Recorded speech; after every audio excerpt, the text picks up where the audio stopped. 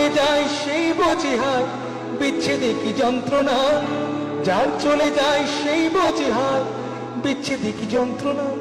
অবুঝ শিশুর অবুঝ প্রশ্ন, কি দিয়ে দেব সান্ত্বনা।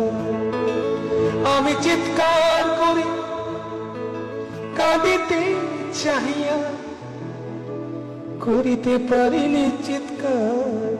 আমি চিৎকার করে কাঁদিতে চাহিয়া করিতে পারিনি চিৎকার।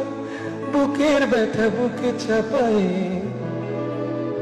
একটা বোতাম শুধু চাপ দিলেই প্যারাশুটটা খুলে যেত, জীবনটা হয়তো বেঁচে যেত, ফিরতে পারতেন পরিবারের কাছে। কিন্তু ফ্লাইট লেফটেন্যান্ট তৌকির তা করেনি, কারণ তিনি শুধু নিজের প্রাণ নিয়ে ভাবেননি, ভেবেছিলেন নিচে থাকা মানুষদের কথা।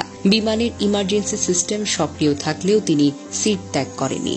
শেষ মুহূর্ত পর্যন্ত চেষ্টা করে গেছেন বিধ্বস্ত হওয়ার আগেই ফাঁকা জায়গায় নিয়ে যেতে। তিনি জানতেন তার এই যুদ্ধ বিমান যদি কোনো জনবহুল এলাকায় পড়ে আরো অনেক প্রাণ যাবে। এই সাহসিকতা, এই আত্মত্যাগ কোনো শব্দে সম্পূর্ণ বর্ণনা করা যায় না। তৌকিরের যে বিমানটি বিধ্বস্ত হয়েছে সেটি ছিল বেশ পুরনো F-7BGI, একটি যুদ্ধ বিমান যার স্থান আধুনিক যুগে আর নেই। তবুও এই বাতিল বিমান দিয়ে চলছিল প্রশিক্ষণ, কারণ দুর্নীতি আজও উড়ে বেড়ায় বাংলাদেশের আকাশে, আর সেই দুর্নীতির বোঝা বয় আমাদের মতো সন্তানেরা। তৌকির আকাশে মারা যাননি, তিনি মরে গিয়েছিলেন বহু আগে। যেদিন বাজেট চুরি হয়েছিল, যেদিন সিদ্ধান্ত হয়েছিল 1970 দশকের বাতিল যুদ্ধ বিমান দিয়েই হবে প্রশিক্ষণ, এই সিস্টেম তাকে দেয়নি কিছুই। না দিয়েছে সুরক্ষা, না দিয়েছে বিকল্প, না দিয়েছে আধুনিক কোনো যন্ত্রপাতি। তাকে দিয়ে গেছে কেবল ঝুঁকি, মরিচা ধরা লোহা আর নিশ্চিত মৃত্যু। তবু তিনি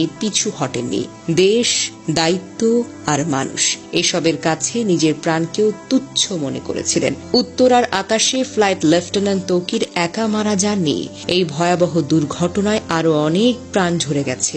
আমরা গভীরভাবে শোকাহত। শহীদ তৌকির সহ সকল নিহতের আত্মার মাগফিরাত আমরা কামনা করি। আহতদের জন্য দোয়া করি, আল্লাহ যেন তাদের দ্রুত আরোগ্য দান করেন। আমাদের একটাই প্রার্থনা, আর যেন কোনো তরুণ তৌকিরকে একটা মরিচে ধরা যুদ্ধ বিমানের সঙ্গে জীবন বিসর্জন দিতে না হয়।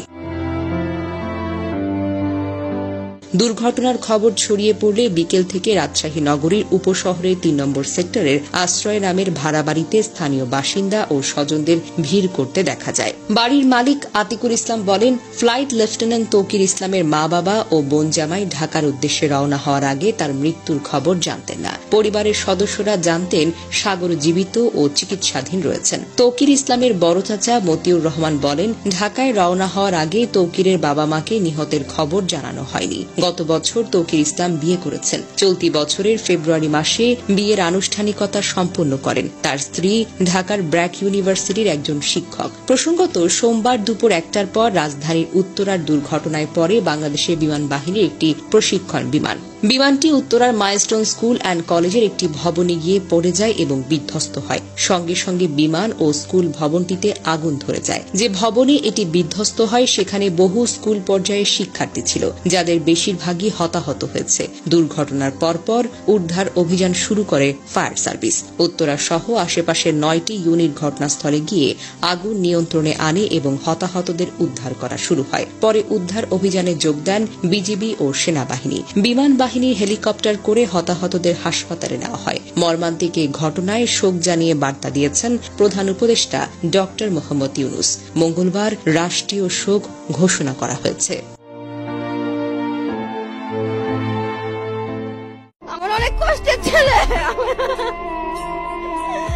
অনেক কষ্ট করে বড় করছি আমি, মা অনেক কষ্ট করে আমার ছেলে।